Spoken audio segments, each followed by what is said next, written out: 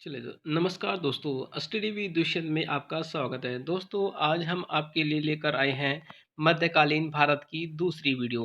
दोस्तों इस वीडियो में हम आपको कराएंगे मोहम्मद बिन कासिम द्वारा सिंध पर आक्रमण। दोस्तों, जैसा कि आप जानते हैं 712 ईस्वी में सिंध पर जो आक्रमण हुआ था वो सबसे पहला आक्रमण हुआ था। और उससे पहले माना जाता है सर दोस्तों, लेकिन उससे पहले भी भारत में सिंध द्वारा बहुत सारे आक्रमण किए गए, लेकिन वह कोई असर नहीं डाल सके, इसलिए हम उनका ज़्यादातर वर्णन भी नहीं करते। सॉरी। ठीक है दोस्तों, जो सिंध पर अरबों के आक्रमण हुई सबसे पहले दोस्तों उस टाइम पे जो वहाँ के जो खलीफा थे उमर खलीफा के शासनकाल में हुआ था। दोस्तों 643 ईस्वी में सिंध पर पहला आक्रमण हुआ, जो समुद्र के रास्ते से हुआ था। दोस्तों सिंध पर दूसरा आक्रमण 660 ईस्वी में किया गया, परंतु यह आक्रमण भी असफल है। इसी प्रकार दोस्तों उन्होंने 712 ईस्वी तक बहुत सारे आक्रमण किए, छोटे छोटे आक्रमण किए, लेकिन किसी को भी इतिहास में माना नहीं जाता। दोस्तों सिंध क्षेत्र में अरबों के जो सफल आक्रमण माना जाता है वो 711 ईस्वी में माना जाता है। दोस्तों जब 711 ईस्वी में इराक के जो गवर्नर थे अल हज्जाज के समय में हुआ था। अल हज्जाज ने दोस्तों अपने दो सेनापति उबैदुल्ला और बुंदेला को दाहिर पर दाहिर पर आक्रमण करने के लिए भेजा था। दोस्तों दाहिर उस टाइम पे सिंध का राजा था, यानी कि दोस्तों उन्होंने सिंध पर आक्रमण करने के लिए उबैदुल्ला और बुंदेला नाम के दो सेनापतियों को भेजा था, लेकिन दोस्तों सिंध की सेना द्वारा उबैदुल्ला और बुंदेला को मार दिया गया, यानी कि वह दोनों भी हार गए।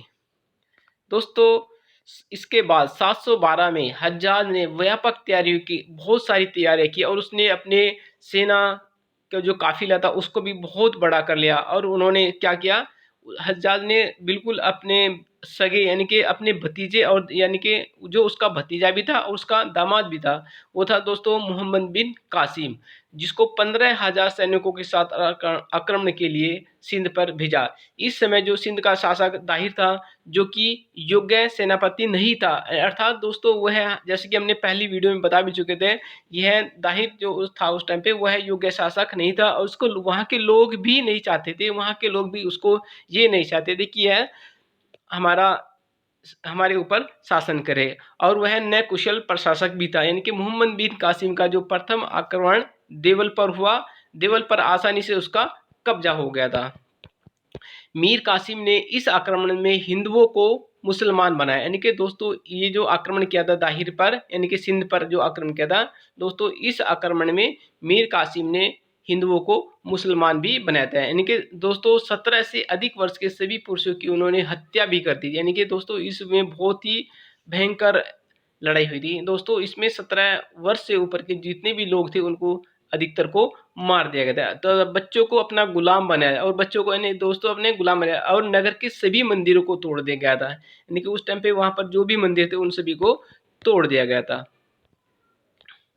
दोस्तों मीर कासिम ने 712 ईस्वी में उस पर आक्रमण कर अपनी उसकी हत्या कर दी।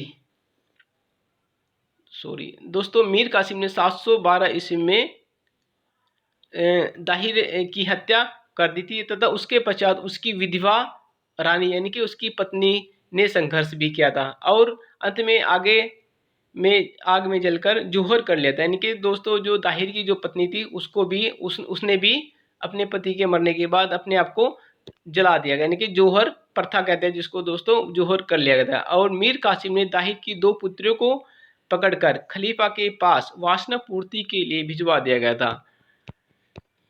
दोस्तों 712 ईस्वी में मीर कासिम ने मुल्तान पर आक्रमण किया और वहां एक देशद्रोही के द्वारा दुर्ग के जल स्रोत का पता बता देने से वह मुल्तान को जीतने में सफल हो गया। मीर कासिम को यहाँ बहुत अधिक मात्रा में सोना और अन्य धन मिला। इन विजयों के बाद मीर कासिम पंजाब तथा कश्मीर तक जाना चाहता था, परंतु इसी बीच उसकी हत्या करवा दी गई थी। दोस्तों उसकी हत्या से एक चीज और बता देता कि कई अलग अलग बुक्स में उसकी हत्या के लिए अलग अलग चीज़ें बताई गई है। यानी कि कई बुक्स में दोस्तों ये कहा गया है कि उसको खलीफा ने ही मरवा दिया था और वहाँ पीस बुला करके रास्ते में उसको मार दिया गया था। अरबों का भारत के सामाजिक स्वरूप पर क्या प्रभाव पड़ा उसके बारे में बात करते हैं। दोस्तों पहला जो प्रभाव यह था कि भारत में पहली बार अरबों ने ही इस्लाम का बीज बोया था। यानी कि दोस्तों भारत में पहली बार अरब के जो लोग ही थे वही उन्होंने ही इस्लाम धर्म का प्रचार और प्रसार किया था। दूसरी बात दोस्तों, स्त्रियों को बंदी बनाकर अरबों ने जबरन वैवाहिक संबंध स्थापित कर लिए थे। ठीक है। तीसरा है दोस्तों, हिंदू धर्म की उदार भावना को इस्लामिक कट्टरवाद की चोट का सामना करना पड़ा। उदार भावना को दोस्तों यहाँ पर हिंदू धर्म की जो उदार भावना था उसको इस्लामिक कट्टरवाद की चोट का सामना करना पड़ा था। दोस्तों अगला पॉइंट है जो गुलाम बनाने की प्रथा भी अरबों ने ही शुरू की थी। दोस्तों कौन सी प्रथा? गुलाम बनाने की प्रथा भी अरबों ने ही शुरू की थी। दोस्तों सबसे उल्लेखनीय बात यह रही थी कि भारत में आंशिक मुस्लिम बस्तियां स्थापित हो गई थी। यानी कि उस टाइम पे जैसे ही मतलब इस आक्रमण के बाद धीरे धीरे यहाँ पर मुस्लिमों की बस्तियां बसनी शुरू हो गई थी। नेक्स्ट पॉइंट है दोस्तों, सैकड़ों निर्दोष व्यक्तियों को उनकी संपत्ति से सिर्फ इसलिए बेदखल कर दिया गया क्योंकि उन्होंने इस्लाम कबूल करना से मना कर दिया था। दोस्तों कई बहुमूल्य मूर्तियों को भी उन्होंने अपने कब्जे में कर लिया था और हिंदुओं के साथ दोस्तों सिंध के हिंदुओं को जज्जा कर देने के लिए भी विवश कर दिया गया था। दोस्तों ये ही आपके जो प्रभाव थे, यानी कि यहाँ पे आपने जो अभी पढ़े सिंध पर मीर कासिम का जो पहला आक्रमण था वो कैसे हुआ, उसने यहाँ पे क्या किया और उसने किस किस को बंदी बनाया और कौन कौन से उसके परिणाम हुए दोस्तों, यानी कि उसका जो क्या प्रभाव पड़ा ये हमने अभी डिस्कस किया। दोस्तों अगली वीडियो में हम आगे बात करेंगे। तब तक के लिए धन्यवाद।